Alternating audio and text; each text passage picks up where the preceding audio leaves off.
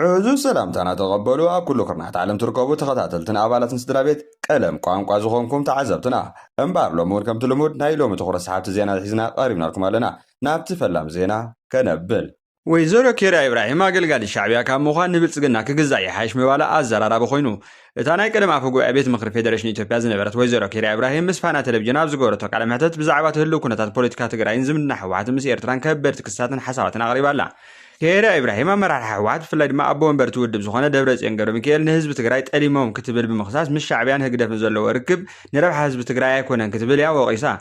أبتك على محتت أبزوله تكسب حجاز زرار بخون زل حرق دم أقل الشعبي كان مخان نبلس قلنا كجزء أي حيز ولا تريتو بمجلات أيو نساب والكا كابت بحو وحس خطة لما قدني بوليتيكا ومتحبار مسف منجس فيدرال كم تمرز أمر كده أبزو وانزا وش سلفه وحس فترة بوليتيكا في اللي أبتك رايز ولا وترنا برتعب مخادو ركب منجس إيرتران سفر على حيل تتقراين دم بقى أسألك زرب ولا أبس أنا حخوينو نحو وحات أبكل تعبت جوجل لنا ممكن كأنت أنك خمسة خنا لما بزو حاتيو تنتنلو قال خالد وجنا دما مس منجس إيرترا دوب تساجر كاز جبر كبيترف مس مع كلاي منجس تون طلع جنب كيبل كامت كل كحيس كام مزتاي كعليو نرسه وسانه خي حلف كزي مهاب كم زكالون نسو متكبر طراي مخانته انكم واصون يحبرو يخون امبر ابز كيرا ابراهيم زهبه تريتات بزي كاغلغله تتقمت محاورا ميديا تغارون اكتيفيستن بوغن حوات از زملكز ترغاغص غبر ملسي ابتق على محطت اي قربان بزي مخنات دما اتو غداي كم بوليتيكا وريتون كسن طراي كر يغبا تباهيلو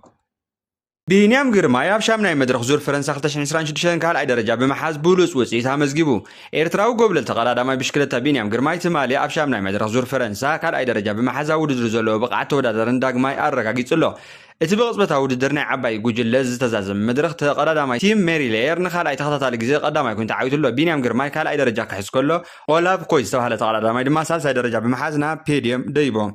اولاف كويز صباح لتقلاداماي دما سالساي درجه بمحازنا بيديوم ديبوم ازو وصيت بينيام غرماي ابناي سبرينت مدرخات عالم كاب زبل تقلادم تحاده مخانو داغماي زرغاغص ايو مساب زحلف عامታት ዘመዝገቡ ዓወታት ታሪኻዊ ውጽኢታት ተደሚሩ ኣብ ናይ ኣፍሪካ ብሽክለታ ሓደ ካብ ዝዓበዩ ምልክታት ስፖርት ኮይኑ ድማ ይቕጽል ኣሎ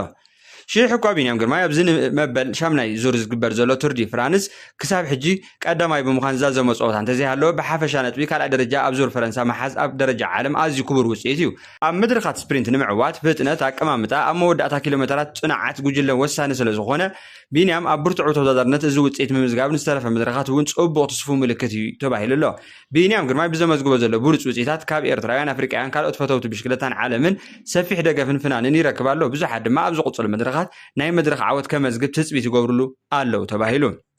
ممرع 38 تنزور سوا أبو لزوا كنا تاتنتي عين الترجمة لو تبعي 38 تنزور تهاجر أقول لنا تبعلنا عمتات كتقبل سنة هني 10 تخطف تمس وتهدران بوليت كونسل أنا زت أنا عطوا مهارو 10 حدا حملة أب سوا بوقع تمرقهم أب سنة سرعة بريزنتيشن سافرك منسترات العلوة حلفت منقص جرفن أما حضرت سوان عدو ما تنترقبهم نيرهم أتمرق طب بعمت زركة بريزنتيشن نظام تمرق تمرتهم كي قارتون كقصلون قبل ما تهاجرهم كساتفون تساويت مقربون تجلسوا أزاز ما كر سوا كوني ليد بس هاي جيده ونبوغانو وتم تمرقتي أب كلن شد زباتات هاجر زمت مخانم 10 تخطف تمرت وتدرس سلطنان كم زتنا غوني حابيرو ازم مرات ابستخايد له وان قرنا افريقيا جنا بوق سودان زيرغو كنتات قال كايتا اثيوبيا ابقي بحر زقصل زلو جيوبوليتيكا وددر يتاساسرالو بزي مغنيات منغس ايرترا ساوان هاجر اغلغلتون كم مسارتاوي هاجراو مكلخال مدلاو منسياتن يزغلصو يخون امبر اتس سنه سرعه هاجر اغلغلت كاب سفيح كتعوصاي كسح بجا يكونن ودبات مسالات دقسب ودب حبرات هاجرات زتفالالي عالم لخاو تكالات نتنويح غزي صنح هاجر اغلغلت اجدا ناي منقسقاس دقسبات وسن عدلات تمرتن سرحن كومون زي وسن غزي هاجر اغلغلت بترغاغامي ينقف ولو እዚ ኩነታት ብዙሓት መንስያት ካብ ሃገሮም ክስደዱ ካብ ዝደፍኡ ቀንዲ ምክንያታት ሓደ ኮይኑ ይጥቀስ ብዙሓት ኣብ ጉዕዞ ስደት ህይወቶም የጥፍኡ ካልኦት ድማ ኣብ ኢድ ኣዘዝቲ ሰብ ንግድን ማእሰርትን ዓመፅን ካልኦት ከበድቲ ተሕሳስባኡ መሰላትን ይወድቁ ምህላዎም እዩ ዝኽሰስ ብተወሳኺ ኣብ ሳዋ ዝሰልጡን መንስያት ኣብ እዋን ዘባዊ ግጭታት ወይ ድማ ኩናት ናብ ወታደራዊ ግንባራት ክለኣኹ ዝኽእሉ ስጋኣት ከም ዘሎ እዩ እቲ ነቐፌታ ወሲኹ ዝሕብር መንግስቲ ኤርትራ ነዚ ከም ሕጋዊ ሃገራዊ ግቡእ እኳ እንተተመልከቶ ተቃወምቲ ዓለም ለኻዊ ትካላት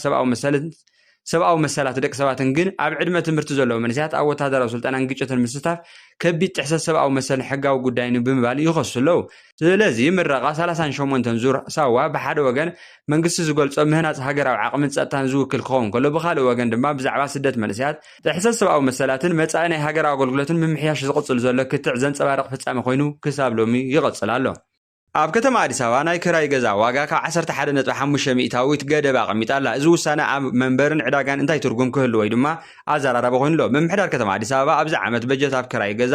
ክግበር ዝኽእል ዝለዓለ ዋጋ ምውሳኽ 11.5 ሚእታዊት ጥራይ ክኸውን ሓድሽ መምርሒ ውፅኡ ኣሎ። ካብዚ ገደብ ንላዕሊ ዋጋ ዝሓቱ ኣካረይቲ ድማ ክሳብ 3 ወርሒ ናይቲ ዝኸፈሎ ክራይ ገዛ ዝመጣጠን ገንዘባዊ ቆፅዓት ከም ዝግበረሎም እዩ ተገሊጹ ዘሎ። እቲ መምርሒ ዝነበረ ዘይተስተኻኸለ ምውሳኽ ክራይ ገዛ ንምቁፅጻርን ተኻረይቲ ካብ ድንገተኛ ፀቕጢ ንምክልኻልን ኣብ መንጎ ክራይን ኣካራይን ዝሓሸ ሕጋዊ ስርዓት ምፍጣር ዝዓለመ ምዃኑ ድማ ናይ ከተማን ክራይ ኣባይትን ልምዓት ቤት ፅሕፈት ኣፍሊጡ። እቲ ውሳነ ኣብ ኢትዮጵያ ብፍላይ ድማ ኣዲስ ኣበባ ናይ ገዛ ክራይ ዋጋ ብቁልጡፍ እናወሰኸ ምስ ወርሓዊ ኣታዊ ዜጋታት ዘይመዓራር ኣብ ዝኾነሉ እዋን ተወሲኑ ዘሎ። ልዑል ምንቁልቃል ምውሓድ ቀረብ ገዛታትን ምውሳኽ ቁፅሪ ተኻረይትን ኣብ ዝሓለፈ ዓመታት ዋጋ ክራይ ብዘይግቡእ ቁፅፅር ክውስኽ ገይሩ እዩ።